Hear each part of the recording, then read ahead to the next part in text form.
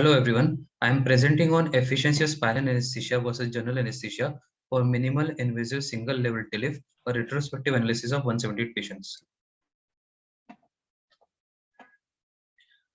The aims and objectives were to evaluate the efficacy of spinal anesthesia in patients undergoing MIS tlif and to compare it with the results of that of general anesthesia. The parameters compared were VAS, blood loss, duration of surgery, time from entering OT to incision time from bandaging to exit time of stay in PSU, nausea vomiting, urinary retention, duration of stay in hospital, and perioperative complications. Lumbar spine surgeries can be performed either in general or regional anesthesia, of which endotracheal general anesthesia is most common technique. Advantages of GA being it gives a secured airway, whereas spine anesthesia offers rapid onset, less thrombotic events, less neurological complications, and it offers the patient can spontaneously breathe and can reposition themselves, avoiding compression injuries during the procedure. But despite encouraging results in favor of spine anesthesia, there is no clear evidence to delineate between the morbidity between the two groups. The methodology included it was a comparative and retrospective study conducted at Bombay Hospital. The inclusion was patients aged between 20 to 70 years undergoing single level MIS relief at L3, 4, 4, 5 or L5 level, not responding to 6 weeks of conservative treatment and having mechanical low back pain with radiculopathy, with claudication with or without neurodeficit. Exclusion was patient who had undergone revision surgeries requiring multi-level surgeries, having tumor, infection, or pathological causes, or requiring surgery at higher levels like L1, L2, or L2, L3. All surgeries were performed by a single surgeon in a single institute, managed by a single anesthesiologist with similar surgical anesthetic techniques. After counseling for surgery, the patients were offered both choices to choose between the spinal and general group. They were thoroughly considered and explained pros and cons associated with each technique. The choice lied with the patient and not the observer of the study.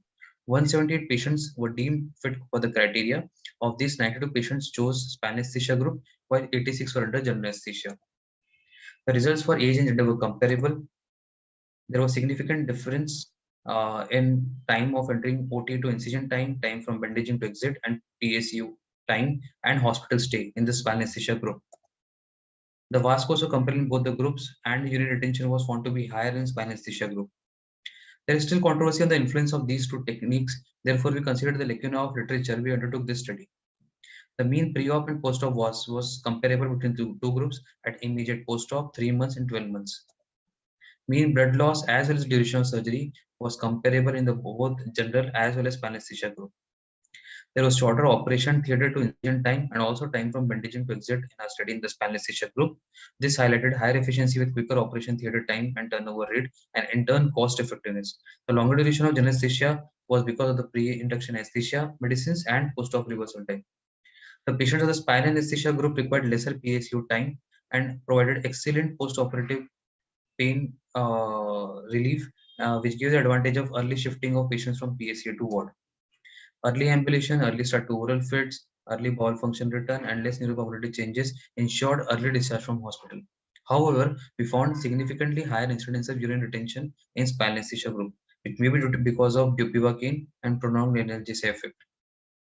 The flaws with the study were there was intraoperative hemodynamic changes were not recorded, satisfaction rate was not seen, and time constraints in the spinal anesthesia group.